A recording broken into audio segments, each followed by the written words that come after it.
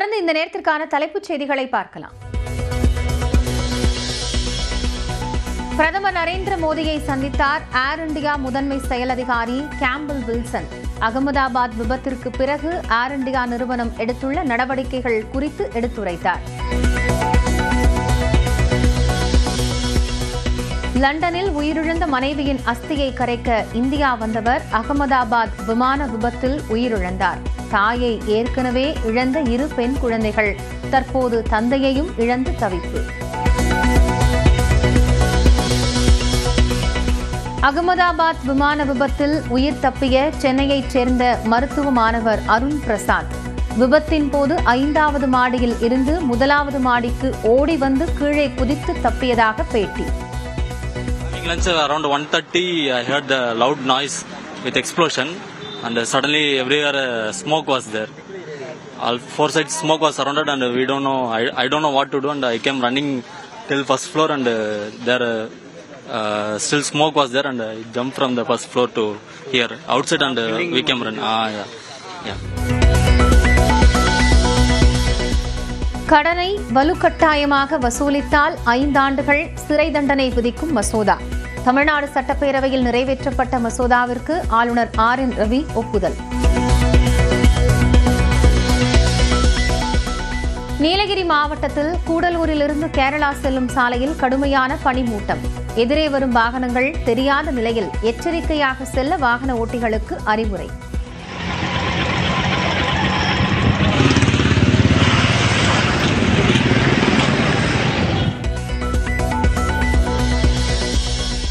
கோவை, நீலகிரி மாவட்டங்களில் இன்று மிக கனமழை பெய்ய வாய்ப்பு என வானிலை ஆய்வு மையம் கணிப்பு. நீலகிரி மாவட்டத்தில் நாளையும் நாளை மறுநாளும் அதிகனமழை பெய்யும் என ரெட் அலர்ட்.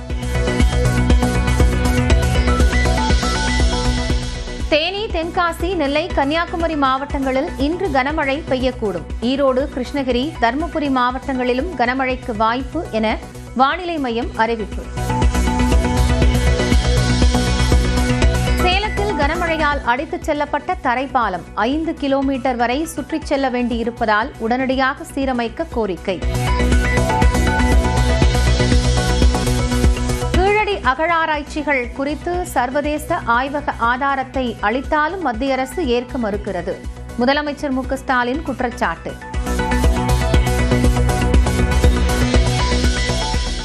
குறுவை சாகுபடிக்கு காப்பீடு வழங்காத முதலமைச்சர்தான் போலி விவசாயி.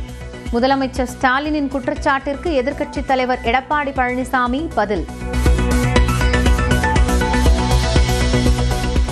2026 தேர்தலில் கூட்டணி ஆட்சி முழக்கம் எடுபடாது என நியூஸ் 18க்கு விசிக தலைவர் திருமாவளவன் பிரத்யேக பேட்டி. திமுக கூட்டணியை எதிர்க்கட்சிகள் வீழ்த்த முடியுமா என்ற கேள்விக்கும் ஆசிரியர் கார்த்திகை செல்வனுக்கு பதில். பிஜேபி இல்லாமல் அதிமுக நின்னா அதிமுகவோ விஜய் தமிழக வெற்றி கழகம் மற்ற கட்சியெல்லாம் ஒன்றா சேர்ந்து நின்னா திமுக கூட்டணிக்கு அது ஒரு சவாலாக இருக்கும்.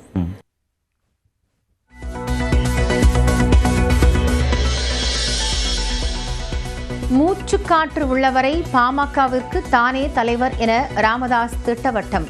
அன்புமணியை பார்த்தால் இரத்த அழுத்தம் ஏற்படுவதாக வேதனை.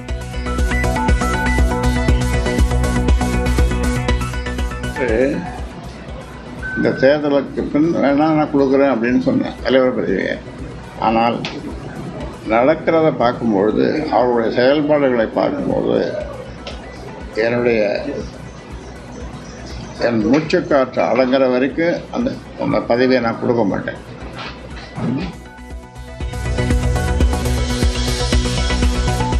சமூக நீதிக்கான உரிமை உள்ளிட்ட 10 உரிமைகளை மீட்டெடுக்கும் வகையில் மீட்பு பயணம் மேற்கொள்கிறார் அன்புமணி. செங்கல்பட்டு மாவட்டம் திருப்போரூரில் ஜூலை 25ஆம் தேதி தொடங்கி 100 நாட்கள் நடைபெறும் என அறிவிப்பு. இளைய காமராஜர் என தன்னை அழைக்க வேண்டாம் என்று மாணவர்களுக்கு விஜய் அறிவுரை. அடுத்த ஆண்டு சட்டப்பேரவை தேர்தல் குறித்தும் பேச வேண்டாம் என கல்வி விருது வழங்கும் விழாவில் வேண்டுகோள். தென்காசியில் 90 லிட்டர் ரசாயன பால் பறிமுதல். 200 கிராம் ரசாயனத்தை தண்ணீரில் கலந்து பால் என விற்று வந்தவர் பிடிபட்டார். தங்களுக்கு அச்சுறுத்தலாக இருப்பதாக கூறி ஈரான் மீது இஸ்ரேல் தாக்குதல். பதிலடியாக 100 ட்ரோன்களை ஏவிய ஈரான். இஸ்ரேல் ஈரான் இடையேயான சண்டையால் ஒரே நாளில் 13 விழுக்காடு உயர்ந்த கச்சா எண்ணெய் விலை.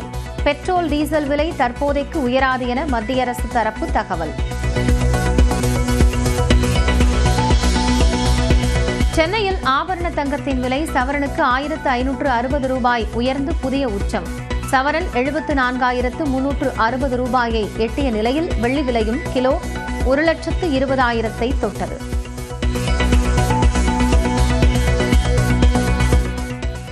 கோவை மற்றும் நீலகிரியில் இன்று மிக கனமழைக்கு வாய்ப்பிருப்பதாக வானிலை ஆய்வு மையம் தெரிவித்துள்ளது. வடக்கு கர்நாடகா, தெலங்கானா, ஆந்திரா பகுதிகளின் மேல் வளிமண்டல மேலடுக்கு சுழற்சி நிலவுவதாக வானிலை மையம் குறிப்பிட்டுள்ளது.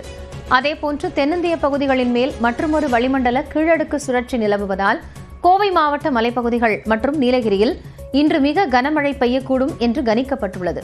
மேலும் திருநெல்வேலி மாவட்ட மலைப்பகுதிகள், ஈரோடு, கிருஷ்ணகிரி, தருமபுரி, தென்காசி, தேனி, கன்னியாகுமரியில் இன்று கனமழைக்கு வாய்ப்பிருப்பதாக சென்னை வானிலை மைய இயக்குநர் செந்தாமரை கண்ணன் தெரிவித்துள்ளார்.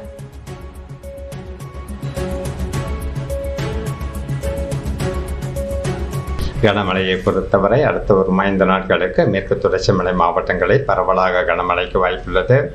குறிப்பாக அடுத்த 24 மணி நேரத்தில் நீலகிரி மற்றும் கோவை மாவட்ட மலைப்பகுதிகளில் ஓரிரு இடங்களில் கன முதல் மிக கனமழைக்கும், ஏனைய மேற்கு தொடர்ச்சி மலை மாவட்டங்கள் மற்றும் ஈரோடு, தருமபுரி, கிருஷ்ணகிரி ஆகிய மாவட்டங்களில் ஓரிரு இடங்களில் கனமழைக்கு வாய்ப்புள்ளது. இதன் தொடர்ச்சியாக நீலகிரி மாவட்டத்தில் நாளையும் நாளை மறுநாளும் அதிகனமழை பெய்யக்கூடும் என ரெட் அலர்ட் விடுக்கப்பட்டுள்ளது. கோவை மற்றும் திருநெல்வேலி மாவட்ட மலைப்பகுதிகள், தென்காசி, கன்னியாகுமரியில் நாளை மிக கனமழையும், தேனி மற்றும் திண்டுக்கல்லில் கனமழை பெய்யும் என்றும் வானிலை ஆய்வு மையம் தெரிவித்துள்ளது. சென்னையை பொறுத்தவரை இன்றும் நாளையும் வானம் ஓரளவு மேகமூட்டத்துடன் காணப்படும் என்றும், நகரின் ஒரு சில பகுதிகளில் இடிமின்னலுடன் கூடிய மிதமான மழைக்கு வாய்ப்பிருப்பதாகவும் கணிக்கப்பட்டுள்ளது.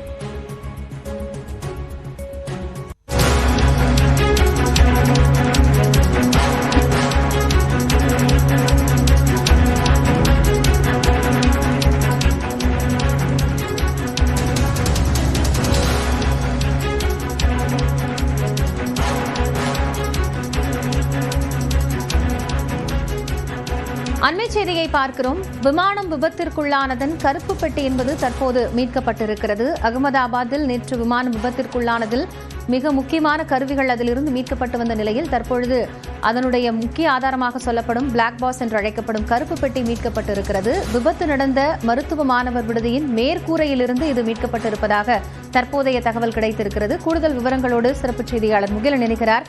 அவரோடு பேசலாம். முகிலன், இப்போ இந்த பிளாக் பாக்ஸ் பத்தி சற்று நேரத்திற்கு முன்பாக பேசியிருந்தோம். அதுவும் தற்போது மீட்கப்பட்டிருக்கிறது. முக்கியமான கருவிகள் எல்லாமே அடுத்தடுத்து இப்போ மீட்கப்பட்டிருக்கிறதுனால அடுத்த கட்ட நகர்வு எப்படி இருக்கும்?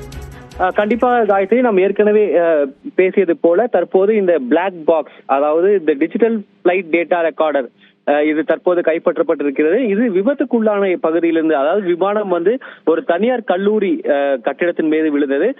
அது விமானம் விழுந்து நொறுங்கிய போது இந்த பிளாக் பாக்ஸ் அந்த கட்டிடத்தின் மேல் பகுதியின் மீது இருந்து கண்டெடுக்கப்பட்டிருப்பதாக தற்போது தகவல் வெளியாகிருக்கிறது. உடனடியாக 40 பேர் கொண்ட குழு தற்போது இந்த கருப்பு பெட்டியை வைத்து ஆய்வு செய்து வருவதாக தற்போது தகவல் வெளியாகிருக்கிறது. மிக முக்கியமாக நான் ஏற்கனவே குறிப்பிட்டதுபடி இந்த கருப்பு பெட்டி என்பது அந்த விமானத்தில் இருக்கக்கூடிய, அதாவது விமானத்தில் அவர்கள் முன்வைத்த அனைத்து அந்த டிஜிட்டல் ரெக்கார்ட்ஸ், அதாவது இப்ப அவங்க ஒரு சுவிட்ச் ஆன் பண்ணிருக்காங்க, இல்ல சுவிட்ச் ஆஃப் பண்ணிருக்காங்க, இல்ல அந்த லேண்டிங் கியரை அவங்க என்கேஜ் பண்ணிருக்காங்க, இல்ல ரிட்ரீவ் பண்ணிருக்காங்க, இல்ல பிளாப்ஸ எந்த செட்டிங்ல அவங்க வச்சிருக்காங்க, இந்த மாதிரியான அனைத்து தகவலுமே அவர்கள் அங்க அந்த 2 விமானிகளும் அந்த காக்பிட்டில் இருந்து கொண்டு அந்த விமானத்தை இயக்குவதற்காக அவர்கள் செய்யும் ஒவ்வொரு நடவடிக்கையும் ஒரு டிஜிட்டல் பதிவாக இதில் பதிவாகும். இதைத்தான் இவர்கள் டிஜிட்டல் டேட்டா ரெக்கார்டர் என்று சொல்கிறார்கள். இதையும் இந்த போயிங் நிறுவனத்தின் உதவியுடன் தான் அதில் இருக்கக்கூடிய தரவுகளை மீட்டெடுக்க முடியும். முடியும். அதை மீட்டெடுத்த பின்புதான் இதில் இந்த விமானத்தில் என்ன கோளாறு நடந்தது என்பதை துல்லியமாக கண்டறிய முடியும். ஏனென்றால் இந்த விமானம் விழுந்ததற்கான காரணம் என்ன, சரியான காரணம் என்ன என்பது இதுவரை தெரியவில்லை. பல்வேறு யூகங்கள் முன்வைக்கப்படுகிறது. இதில் அதாவது அந்த விமானத்தில் லேண்டிங் கியர்ஸ் ரிட்ராக்ட் செய்யப்படவில்லை. அதற்கான காரணம் என்ன? அது தொழில்நுட்ப காரணத்தினால் அது ரிட்ராக்ட் செய்யப்படவில்லையா, அல்லது ஹியூமன் எரர், அதாவது பைலட்டுகள் அந்த லேண்டிங் கியரை ரிட்ராக்ட் செய்யவில்லையா என்பது இதுவரை தெரியவில்லை. அதே போல இன்ஜின் ஸ்டாலிங் நடந்ததா என்பது இதுவரை தெரியவில்லை. இன்ஜின் ஸ்டாலிங் என்றால் ஓடிக்கொண்டிருக்கக்கூடிய அந்த இன்ஜின்கள் நின்று விட்டதா என்பது தெரியவில்லை. ஏனால் அந்த காட்சிகளில் நம்மால் பார்க்க முடியும், விமானம் அந்த ஓடுதளத்திலிருந்து மேலே கிளம்பிய சில நொடிகளிலேயே கீழே விழுகக்கூடிய ஒரு காட்சியை நாம் நேற்று பார்த்தோம். அதற்கு காரணம் இன்ஜின் ஸ்டாலிங்கா என்பதும் தெரியவில்லை. அதே போல அந்த எரிபொருளில் ஏதேனும் கலப்பு இருக்கிறதா, அல்லது வேற ஏதேனும் மனித தவறுகள் இருக்கிறதா என்பதையெல்லாம் இந்த டிஜிட்டல் டேட்டா ரெக்கார்டர் மூலியமாகத்தான் நம்மால் அறிந்து கொள்ள முடியும். நான் ஏற்கனவே கூறியபடி அதாவது அந்த விமானத்தை இயக்குவதற்கு அவர்கள் செய்த எல்லா பதிவுகளும் அதில் பதிவாகிவிடும். அதை அவர்கள் வைத்து பார்க்கும்போது, அதாவது ஒரு விமானத்தை இயக்குவதற்கு ஒரு விமானி என்ன செய்ய வேண்டுமோ அதை தவிர இந்த இரண்டு விமானிகளும் ஏதேனும் செய்தார்களா, அல்லது எதுவும் அவர்கள் செய்ய மறந்துவிட்டார்கள் அல்லது தவறிவிட்டார்களா என்பது அதிலிருந்து கிடைக்கக்கூடிய தரவுகள் மூலியமாக தெரியும். மிக முக்கியமாக இந்த பிளாக் பாக்ஸின் உதவியுடன் இதில் நடந்த விமான விபத்திற்கு காரணம் மெக்கானிக்கல் எரரா அல்லது ஹியூமன் எரரா என்பதை இதில் இருக்கக்கூடிய தரவுகளை வைத்துதான் உறுதி செய்ய முடியும். அதனாலேயே இது மிக முக்கியமாக ஒரு விமான விபத்து நடக்கும் போது இந்த கருப்பு பெட்டியை கண்டுபிடிப்பது என்பது மிக முக்கியமான பணியாக கருதப்படும். அவ்வாறுதான் இந்த கருப்பு பெட்டியானது தற்போது கைப்பற்றப்பட்டு சுமார் 40 அதிகாரிகள் கொண்டு தங்களது விசாரணையை தொடங்கியுள்ளனர். ஏற்கனவே சொன்னதுபடி போயிங் நிறுவனத்தின் அதிகாரிகளின் உதவியுடன் தான் இந்த தரவுகளை வெளியெடுத்து அதை என்ன என்பதை பகுப்பாய்வு செய்ய முடியும். இனி இந்த பிளாக் பாக்ஸ் கிடைத்திருப்பதை அடுத்து இனி அடுத்த கட்டத்தை நோக்கி இந்த விசாரணையானது நடைபெறும். காயத்ரி,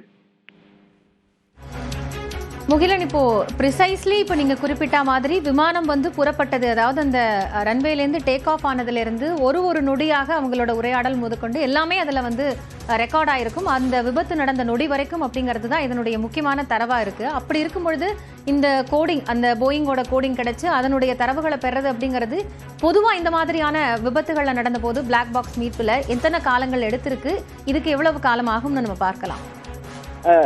காயத்ரி, வழக்கமாக இது அந்த போயிங் நிறுவனங்கள் அவங்களோட அந்த ஃபேக்டரிஸ், அதாவது இந்த பிளான்ட்ஸ் எங்க இருக்கோ அந்த பிளான்ட்டுக்கு கொண்டு போய் தான் அதை டீக்ரிப்ட் பண்ணுவாங்க. ஆனா இந்த விவகாரத்துல அவர்கள் என்ன செய்கிறார்கள் அல்லது எந்த பிளான்ட்டுக்கு இதை எடுத்து கொண்டு போய் அதை டீக்ரிப்ட் செய்ய போகிறார்கள் என்பதை பொறுத்துதான் இதன் கால அவகாசம் எல்லாம் நமக்கு தெரிய வரும். காயத்ரி, ஆனால் இது இந்த போயிங் நிறுவனத்திடம்தான் இதை அந்த கருப்பு பெட்டியை ஒரு தனிநபராலோ அல்லது ஒரு மாநில அரசோ இல்ல எந்த குழுவினாலோ அது உள்ள என்ன இருக்கக்கூடிய தகவலை அவர்களால் எடுக்கவே முடியாது. அது போயிங் இடத்தில் இருக்கக்கூடிய அந்த பிரத்யேக தொழில்நுட்பங்களை பயன்படுத்தி தான் அதை டீக்ரிப்ட் செய்ய முடியும். அவ்வாறு டீக்ரிப்ட் செய்ய வேண்டும் என்றால் அது அவர்கள் எந்த பிளான்ட்டில் அந்த வசதிகளை வைத்திருக்கிறார்கள் என்பதை பார்க்க வேண்டும். அதை பொறுத்துதான் இது தொடர்பான கால அவகாசம் எவ்வளவு ஆகும் என்பது நம்மால் கூற முடியும். ஆனால் மிக முக்கியமாக இந்த விவகாரத்தை கணக்கில் கொண்டு இது மிக விரைவில் இந்த கருப்பு பெட்டியில் என்ன இருந்தது என்பதை அவர்கள் வெளிக்கொண்டு வருவார்கள் என்று நம்பலாம். ஏனென்றால் இந்த ரக விமானம் 787 ரக விமானம் என்பது 2011 இது பயன்பாட்டுக்கு வந்திருந்தாலும் இப்போதுதான் முதல் முறையாக இவ்வளவு பெரிய ஒரு விபத்து, இதுக்கு முன்பாக சிறிய அந்த தொழில்நுட்ப காரணங்களோ அல்லது மெக்கானிக்கல் ஃபெயிலியர்ஸோ இதில் ஏற்கனவே நடந்திருக்கிறது. ஆனால் இந்த மாதிரி ஒரு விமானம் விழுந்து நொறுங்குவது இதுவே முதல் முறை. அதனால் போயிங்கும் இந்த விவகாரத்தில் முனைப்பு காட்டுகிறது என்பதை நாம் நேற்றே பார்த்திருக்கிறோம். ஏன்னா நேற்றே இந்த விபத்து நடந்த உடனேயே போயிங் நிறுவனமானது நாங்கள் அனைத்து உதவிகளும் செய்வதற்கு தயாராக இருக்கிறோம் என்று தானாக முன்வந்து ஒரு கருத்தை தெரிவித்திருந்தனர். இதனால் போயிங்கும் இந்த விவகாரத்தில் முனைப்பை காட்டுவார்கள். ஏனென்றால் இது போன்ற 787 விமானங்கள் பல்வேறு நாடுகளில் பல்வேறு நிறுவனங்கள் இதை பயன்படுத்தி வருகின்றன. அதனால்